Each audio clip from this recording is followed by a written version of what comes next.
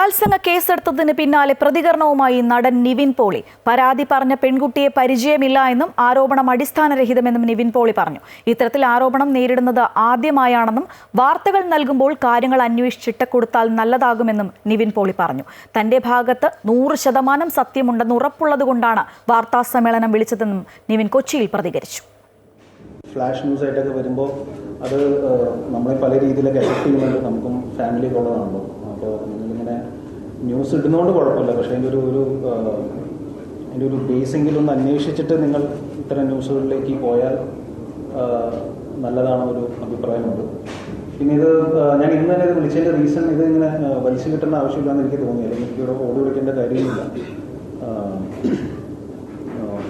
എൻ്റെ ഭാഗത്ത് ന്യായമുണ്ടോ അല്ലെങ്കിൽ ഞാൻ അങ്ങനെ ഒരു കാര്യം ചെയ്തിട്ടില്ല എന്ന് എനിക്ക് 100% ഉറപ്പുള്ളതുകൊണ്ട് തന്നെയാണ് ഞാൻ മീഡിയനെ എനിക്ക് ഇന്ന് തന്നെ പ്രസ് മീറ്റ് വിളിച്ച് എല്ലാവരും കാണണമെന്ന് പറഞ്ഞത്. അതിൽ ഒരു സത്യമായിട്ടുള്ള കാര്യമല്ല. പക്ഷേ ഇത് ഞാൻ അറിഞ്ഞത് FIR രജിസ്റ്റർ ചെയ്തെന്നാണ്. അപ്പോൾ FIR രജിസ്റ്റർ ചെയ്തൊരു കേസ് നിയമത്തിൻ്റെ വഴിയിലാണ് പോകുള്ളൂ. അപ്പോൾ നിയമത്തിൻ്റെ എല്ലാ വഴികളിലൂടെയും ഞാൻ സഞ്ചരിക്കേണ്ടി വരും. അത് എത്ര നടന്നുള്ളൂ എനിക്കറിയില്ല. പക്ഷേ വിവരങ്ങളുമായി കൊച്ചിയിൽ നിന്ന് രജിത് കുമാർ ചേരുകയാണ്. രജിത്ത്, നിവിൻ പോളിക്കെതിരെ പീഡനാരോപണം വരുന്നു. മണിക്കൂറുകൾക്കുള്ളിൽ തന്നെ അതിന്റെ വിശദീകരണവുമായി നിവിൻ പോളിയും രംഗത്തെത്തുകയാണ്. നിവിന്റെ വാർത്താ സമ്മേളനത്തിൽ നിവിൻ പറഞ്ഞത് ഏതറ്റം വരെയും പോകും, സത്യം തെളിയിക്കാൻ ഏതറ്റം വരെയും പോകുമെന്നുള്ളൊരു ഉറപ്പ് നിവിൻ പോളി പറയുന്നു. നിവിൻ പോളിയുടെ വാക്കുകളിൽ ആ ഒരു കോൺഫിഡൻസ് അല്ലെങ്കിൽ ആ ഒരു ആത്മവിശ്വാസം തന്നെ ആയിരുന്നില്ലേ പ്രകടമായത്?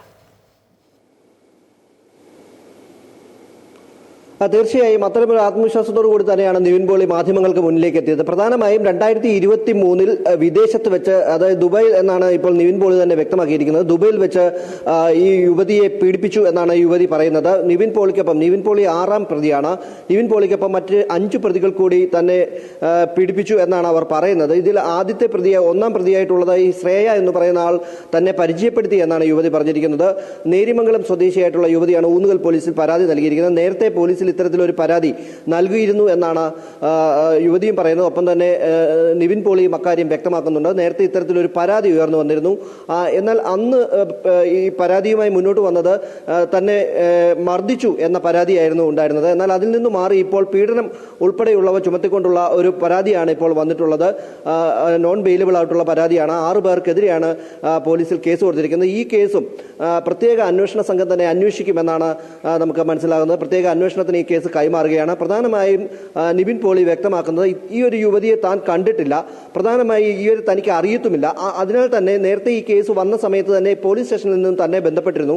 ആ സമയത്ത് CI തന്നെയാണ് ഇക്കാര്യങ്ങൾ വ്യക്തമാക്കിയത്. ഇത്തരത്തിലുള്ള തെറ്റായിട്ടുള്ള ആരോപണങ്ങൾ ഉയർന്നു വരാനുള്ള സാധ്യതയുണ്ട്, ഏതെങ്കിലും തരത്തിൽ താൻ നിയമപരമായി മുന്നോട്ട് പോകേണ്ടതുണ്ടോ എന്ന് അന്ന് CIയോട് താൻ ചോദിച്ചിരുന്നതാണ്. എന്നാൽ അത് തങ്ങൾ അന്വേഷിച്ച് തെറ്റായ കാര്യമാണ് എന്ന് ഉറപ്പുവരുത്തിയിട്ടുണ്ട് എന്നാണ് ഇവർ പറയുന്നത്. അതിനാൽ തന്നെ പിന്നീട് താൻ ഇതുമായി മുന്നോട്ട് പോയിട്ടില്ല എന്ന കാര്യം നിവിൻ പോളി വ്യക്തമാക്കുന്നു. എന്തു തന്നെയായാലും ഇപ്പോൾ ഉയർന്നു വന്നിരിക്കുന്ന ആരോപണവുമായി ബന്ധപ്പെട്ട് നിയമപരമായി ഏതറ്റം വരെയും താൻ പോകും എന്നാണ് നിവിൻ പോളി വ്യക്തമാക്കിയിരിക്കുന്നത്. കാരണം തനിക്കെതിരെയുള്ള ആരോപണം അടിസ്ഥാനരഹിതമാണ്.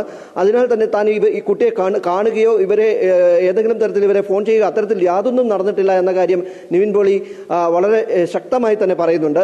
ഇത്തരത്തിൽ ഉയർന്നു വരുന്ന ആരോപണങ്ങൾ ഇനിയും മറ്റു പലർക്കെതിരെയും ആരോപണങ്ങൾ ഉയർന്നു വരാനുള്ള സാഹചര്യങ്ങൾ കൂടി കണക്കിലെടുത്തുകൊണ്ട് കൂടുതലായി ആരോപണങ്ങൾ ഉയർന്നു വരുന്ന ഒരു സാഹചര്യമുണ്ട്. അതിനാൽ തന്നെയാണ് താൻ നിയമപരമായി ഇതിനെ നേരിടുന്നത്. ഇനി അന്വേഷണവുമായി ബന്ധപ്പെട്ട് നോക്കുകയാണെങ്കിൽ അന്വേഷണവുമായി ശാസ്ത്രീയമായും ഏത് തരത്തിൽ വേണമെങ്കിലും അതിനോട് സഹകരിക്കാൻ താൻ തയ്യാറാണ് എന്ന കാര്യം അദ്ദേഹം പറഞ്ഞു.